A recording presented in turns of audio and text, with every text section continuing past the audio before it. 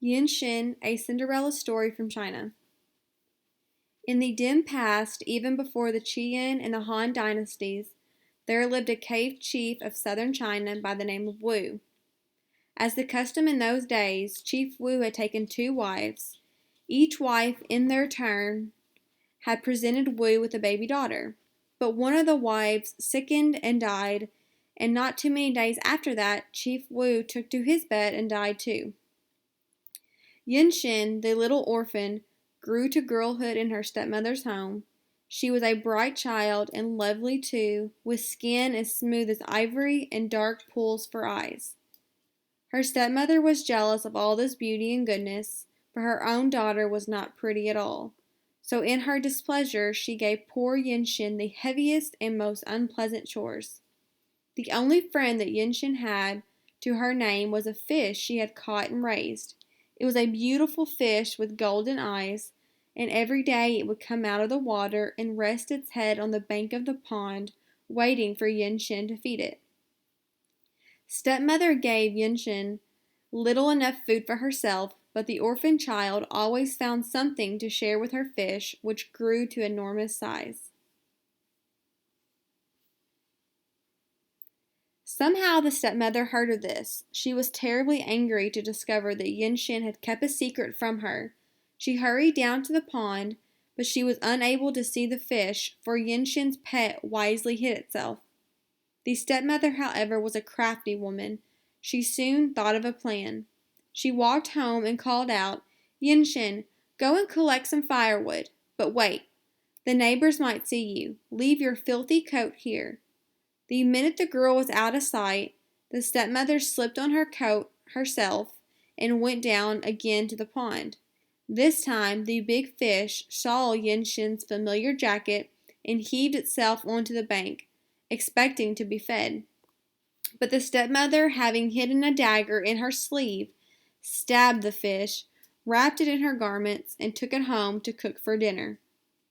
When Yeh-Shen came to the pond that evening, she found her pet had disappeared. Overcome with grief, the girl collapsed on the ground and dropped her tears into still waters of pond. "Ah, poor child," a voice said. Yeh-Shen sat up to find a very old man looking down at her. He wore the coarsest of clothes, and his hair flowed down to his shoulders. "Kind uncle, who may you be?" Yeh-Shen asked. "That is not important, my child. All you must know is that I have been sent to tell you of the wondrous powers of your fish." "My fish? But, sir—" The girl's eyes filled with tears, and she could not go on.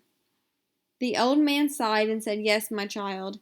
Your fish is no longer alive, and I must tell you that your stepmother is once more the cause of your sorrow." Yeh-Shen gasped in horror, but the old man went on. "Let us not dwell on things that are past," he said, "for I have come bringing you a gift. Now you must listen carefully to this. The bones of your fish are filled with powerful spirit. Whenever you are in serious need, you must kneel before them and let them know of your heart's desire, but do not waste their gifts." Yeh-Shen wanted to ask the old sage many more questions, but he rose to the sky before she could utter another word. With heavy heart, Yeh-Shen made her way to the dung heap to gather the remains of her friend. Time went by, and Yeh-Shen was often left alone, took comfort in speaking to the bones of her fish. When she was hungry, which happened quite often, Yeh-Shen asked the bones for food. In this way, Yeh-Shen managed to live from day to day, but she lived in dread that her stepmother would discover her secret and take even that away from her. So the time passed and spring came. Festival time was approaching. It was the busiest time of year. Such cooking and cleaning and sewing there was to be done.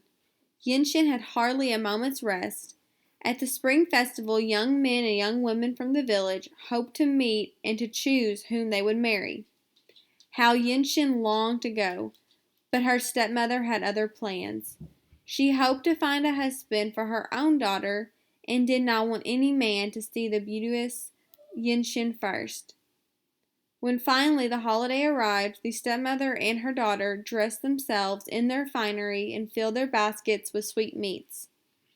You must remain at home now, and watch to see that no one steals fruits from her trees, her stepmother told Yeh-Shen, and she departed for the banquet with her own daughter. As soon as she was alone, Yeh-Shen went to speak to the bones of her fish.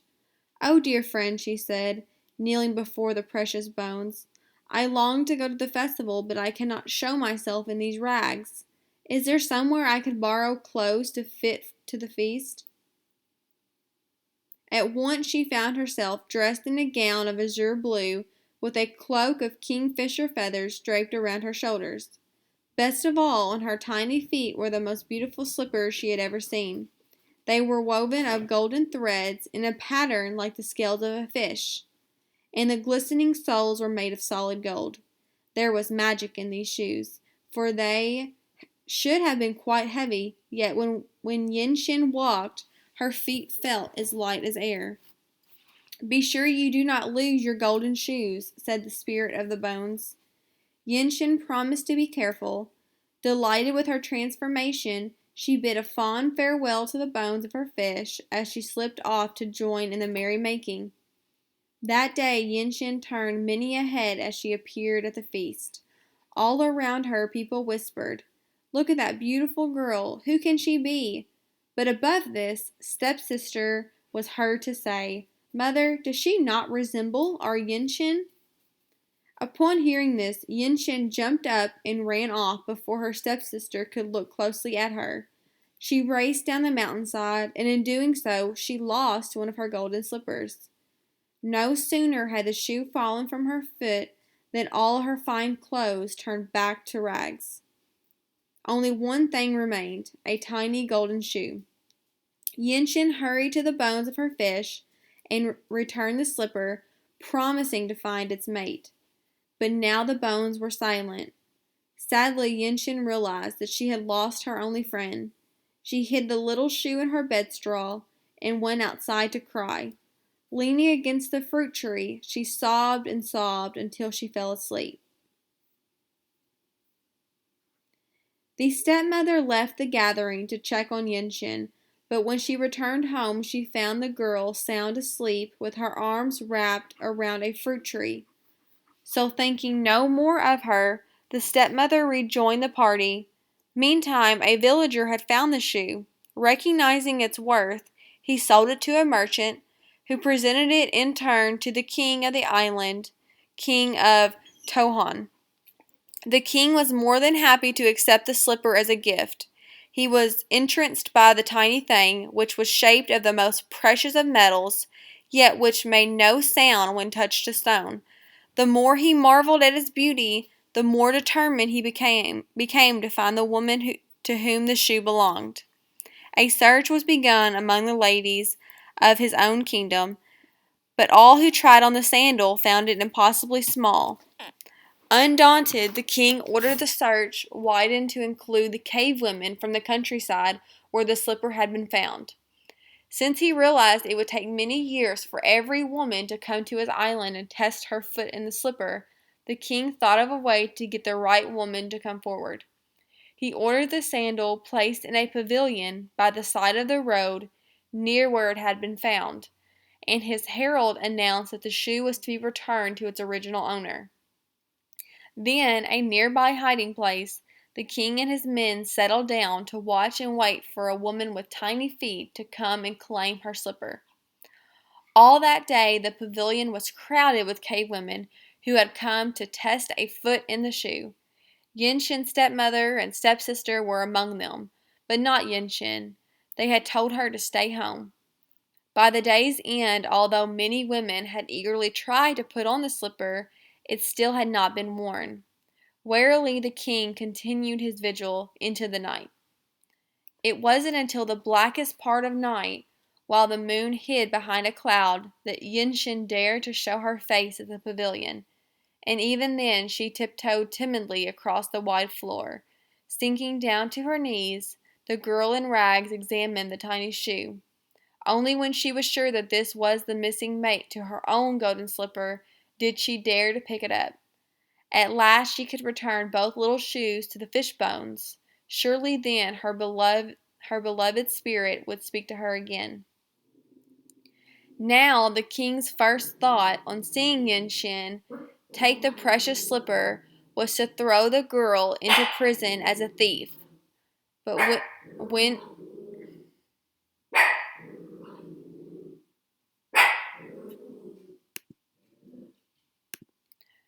But when she turned to leave, she caught a glimpse of her face.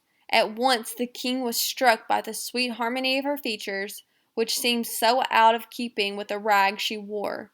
It was then that he took a closer look and noticed that she walked upon the tiniest feet he had ever seen. With a wave of his hand, the king signaled that this tattered creature was to be allowed to depart with the golden slipper. Quietly the king's men slipped off and followed her home. All this time Yeh-Shen was unaware of the excitement she had caused. She had made her way home and was about to hide both sandals in her bedding when there was a pounding at the door. Yeh-Shen went to see who it was and found a king at her doorstep. She was very frightened at first, but the king spoke to her in a kind voice and asked her to try the golden slippers on her feet. The maiden did as she was told, and she stood in her golden shoes. Her rags were transformed once more into the feather cloak and beautiful azure gown. Her loveliness made her seem a heavenly being, and the king suddenly knew in his heart that he had found his true love. Not long after this, Yeh-Shen was married to the king, but fate was not so gentle with the stepmother and the stepsister. Since they had been unkind to his beloved, the king would not permit Yeh-Shen to bring them into his palace. They remained in their cave home, where one day it is said they were crushed to death in a shower of flying stones.